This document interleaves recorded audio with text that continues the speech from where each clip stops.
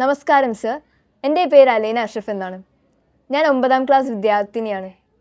എൻ്റെ ചോദ്യം എന്താണെന്ന് വെച്ചാൽ, താങ്കൾ എഴുതിയ കഥകളെല്ലാം തന്നെ മാസ്റ്റർ പീസുകളാണ്. ഹിഗ്വിറ്റ മുതൽ തുടങ്ങുന്നു. ഈ സാഹിത്യ രചനയുടെ പിന്നാമ്പുറങ്ങൾ ഒന്ന് നമ്മോട് പരിചയപ്പെടുത്തി തരാമോ? വളരെ നന്ദി. എഴുതിയ കഥകളെല്ലാം മാസ്റ്റർ പീസുകൾ എന്ന് പറഞ്ഞത്. വളരെ കുട്ടിക്കാലം മുതൽക്ക് എനിക്ക് എഴുത്തുകാരനാവണമെന്നൊരാഗ്രഹം ഉണ്ടായിരുന്നു. പക്ഷേ നമ്മൾ ആഗ്രഹിച്ചാൽ നടക്കാത്തൊരു കാര്യമാണ് എഴുത്ത് അല്ലെങ്കിൽ സംഗീതം. ഇത് കുറേയൊക്കെ നൈസർഗിക വാസനയും ഭാഗ്യമൊക്കെ വലിയ പങ്ക് വഹിക്കും. അപ്പം അങ്ങനെ ആഗ്രഹം ഉണ്ടായിരുന്നെങ്കിൽ എഴുത്തുകാരനായത് വളരെ എതിർച്ഛയായിരുന്നു. അതായത് 1970 മാതൃഭൂമി ആഴ്ചപ്പതിപ്പ് വിദ്യാർത്ഥികൾക്കായി, കോളേജ് വിദ്യാർത്ഥികൾക്കായി ഒരു ചെറുകഥാ മത്സരം നടത്തിയിരുന്നു. ഈ മത്സരത്തിൽ അന്നത്തെ എല്ലാ വിദ്യാർത്ഥികളും, സാഹിത്യത്തിൽ താല്പര്യമുണ്ടായിരുന്ന എല്ലാ വിദ്യാർത്ഥികളും പങ്കെടുക്കുന്നത് കണ്ടിട്ട് എന്തുകൊണ്ടൊരു കഥ എഴുതിക്കൂടാ എന്ന് വിചാരിച്ചു ഞാനൊരു കഥ എഴുതി അയച്ചു. അതിന് ഭാഗ്യം കൊണ്ട് 1ാം സമ്മാനം കിട്ടുകയും ചെയ്തു. അതോടുകൂടി വലിയൊരു കവാടം തുറന്നു കിട്ടുമായിരുന്നു. കാരണം മലയാള സാഹിത്യത്തിൽ അന്നത്തെ ഏറ്റവും വലിയ സ്ഥാപനം മാതൃഭൂമിയായിരുന്നു. മാതൃഭൂമി പ്രസിദ്ധീകരിക്കുക എന്നത് വലിയ ആഗ്രഹമായിരുന്നു എല്ലാവരും. അപ്പം അങ്ങനെ ഒരു ഇതെനിക്കൊരു 20 വയസ്സിലുള്ളപ്പോഴാണ്, 20-21 വയസ്സിലുള്ളപ്പോഴാണ് സംഭവിച്ചത്. അത് കഴിഞ്ഞിട്ട് ഒരു 8-10 കൊല്ലങ്ങൾക്ക് ശേഷം ഒരു 10 കഥകൾ എഴുതി കാണും. ഞാൻ എഴുത്ത് നിർത്തി. കാരണം എനിക്ക് ഉദ്യോഗം ലഭിച്ചു. ഞാൻ കേരളത്തിൽ നിന്ന് വളരെ ദൂരെയുള്ള സ്ഥലത്താണ് ഞാൻ ജോലി ചെയ്തത്. മലയാള ഭാഷയുമായിട്ടുള്ള ബന്ധം ഇല്ലായിരുന്നു. അന്ന് ഇന്നത്തെ പോലെ ഈ TV, ഇൻ്റർനെറ്റ് തുടങ്ങിയ യാതൊരു സൗകര്യവും ഉണ്ടായിരുന്നില്ല. ആകപ്പാടെ ഉണ്ടായിരുന്ന STD ഫോണ് മാത്രമായിരുന്നു. അതും വളരെ ചിലവേറിയ കാര്യവും. അപ്പം അത് കാരണം ഭാഷയുമായിട്ടുള്ള ബന്ധം വിട്ടുകൊണ്ടാണെന്ന് തോന്നുന്നു എൻ്റെ എഴുത്ത് പരിപൂർണമായിട്ട് നിന്നു.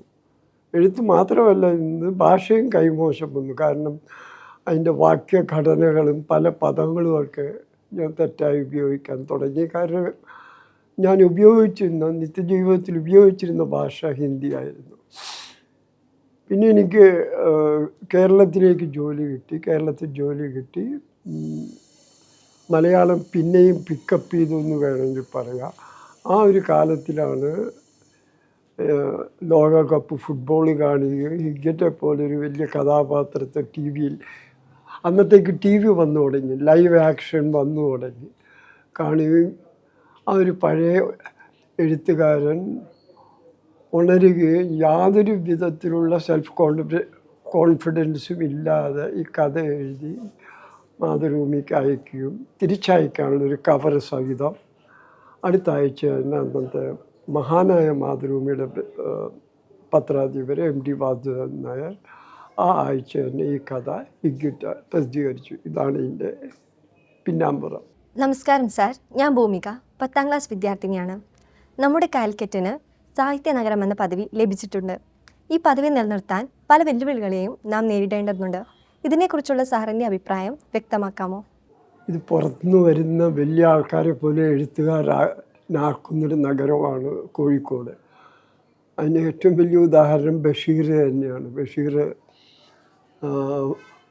വൈക്കത്ത് ജനിച്ചു, എറണാകുളത്ത് തന്നെ ചെറുപ്പകാലം ചെലവഴിച്ചു.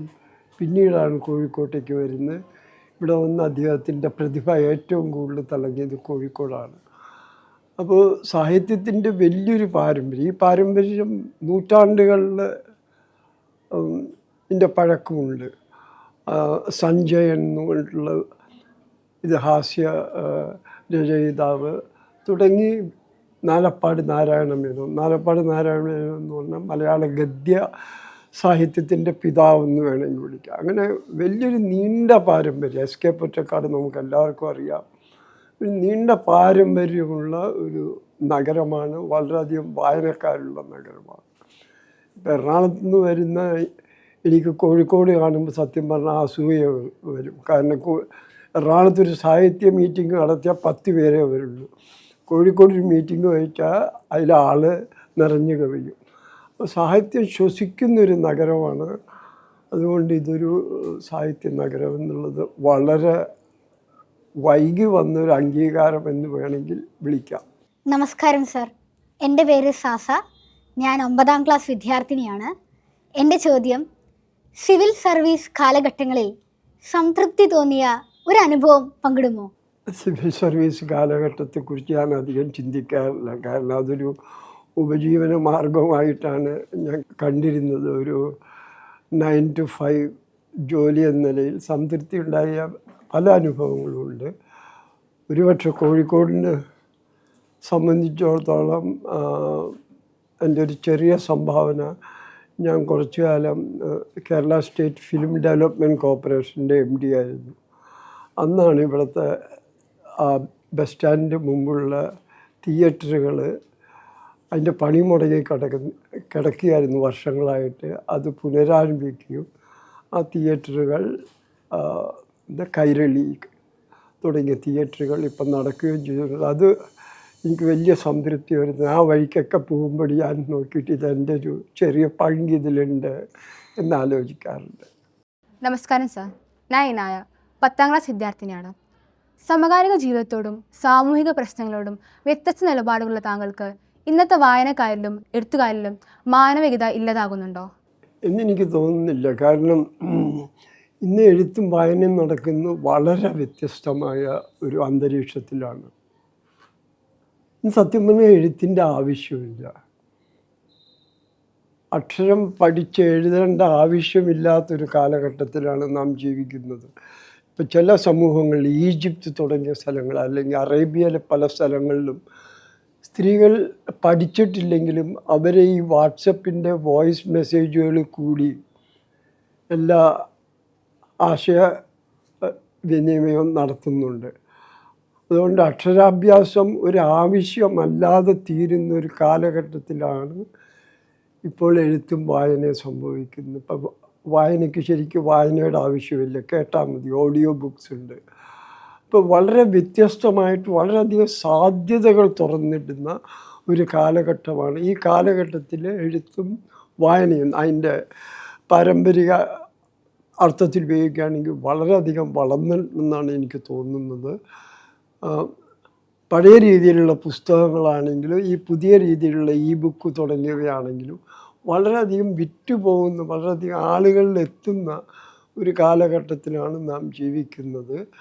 അതിൽ സംഭവിച്ച മറ്റൊരു മാറ്റം എന്താണെന്ന് വെച്ചാൽ, പണ്ടൊക്കെ എഴുത്തുകാർക്ക് അല്ലെങ്കിൽ കലാകാരന്മാർക്ക് ഒരു സമൂഹത്തിൽ നിന്ന് വളരെ വേറിട്ട് ഇത്തിരി ഉയർന്ന ഒരു പടിയിലാണ് കണ്ടിരുന്നത്.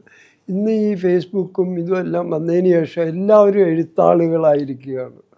അപ്പോൾ അതിലൊരു വലിയ സമത്വവും ഈ എഴുത്തിൻ്റെ കാര്യത്തിൽ, സാഹിത്യത്തിൻ്റെ കാര്യത്തിൽ കൈവരിച്ചൊരു കാലഘട്ടത്തിലാണ് നാം ജീവിക്കുന്നത്. ഇത് ആഘോഷിക്കപ്പെടേണ്ട ഒരു കാര്യമാണെന്നാണ് എനിക്ക് തോന്നുന്നത്. നമസ്കാരം സർ, എൻ്റെ പേര് ദിയ, 9ാം ക്ലാസ് വിദ്യാർത്ഥിനിയാണ്.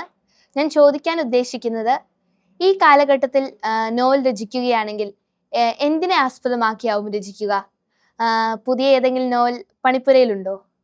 നോവൽ കുറച്ച് കാലമായിട്ട് പണിപ്പുരയിലുണ്ട്, പക്ഷേ അത് മുന്നോട്ട് പോകുന്നില്ല. അപ്പോൾ തീർച്ചയായും അതല്ല നോവലിന് എന്ന് മനസ്സിലാക്കി അത് ഉപേക്ഷിക്കേണ്ട കാലം അടുത്തിരിക്കുകയാണ്.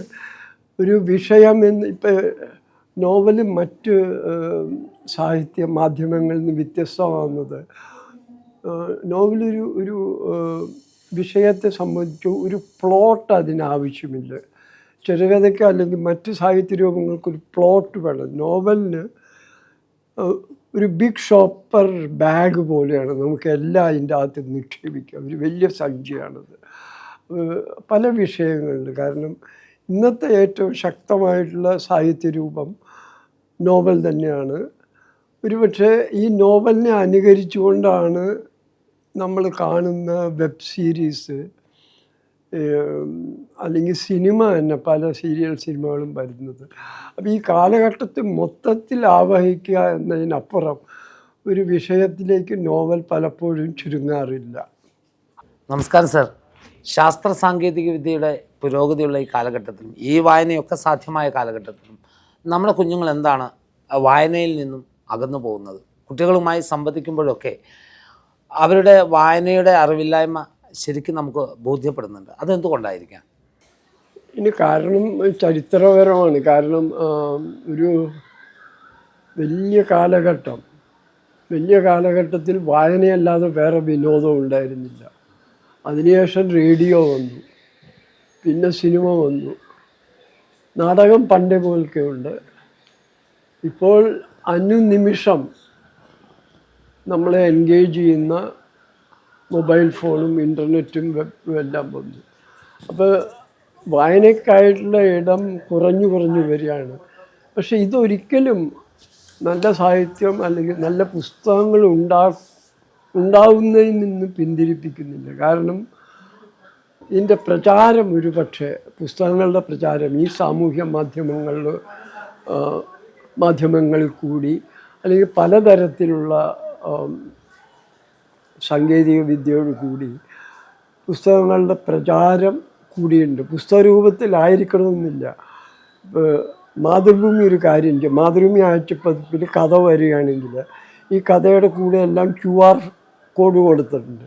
ഈ QR കോഡ് അമർത്തിയിട്ടുണ്ടെങ്കിൽ നമുക്ക് എഴുത്തുകാരൻ്റെ ശബ്ദത്തിൽ കഥ കേൾക്കാം. അപ്പോൾ പലപ്പോഴും ആളുകൾ ഇപ്പം അങ്ങനെ കേൾക്കാനാണ് ആഗ്രഹിക്കുന്നത്. കഥ ഇങ്ങനെ ഷെയർ ചെയ്ത് പോവുകയാണ്. അത് പ്രത്യേകിച്ച് ലോങ് ഡ്രൈവിനൊക്കെ പോകുമ്പോൾ കഥ കേട്ടുകൊണ്ട് കാർ ഓടിക്കുക. അപ്പോൾ വായന അതിൻ്റെ യാഥാസ്ഥികമായിട്ടുള്ള അർത്ഥത്തിൽ കുറഞ്ഞിട്ടുണ്ടെങ്കിലും ഈ സാഹിത്യത്തിൻ്റെ ഉള്ളടക്കം ആളുകളിൽ കൂടുതലായി എത്തുന്ന ഒരു കാലഘട്ടത്തിലാണ് നാം ജീവിക്കുന്നതെന്നാണ് എൻ്റെ തോന്നൽ.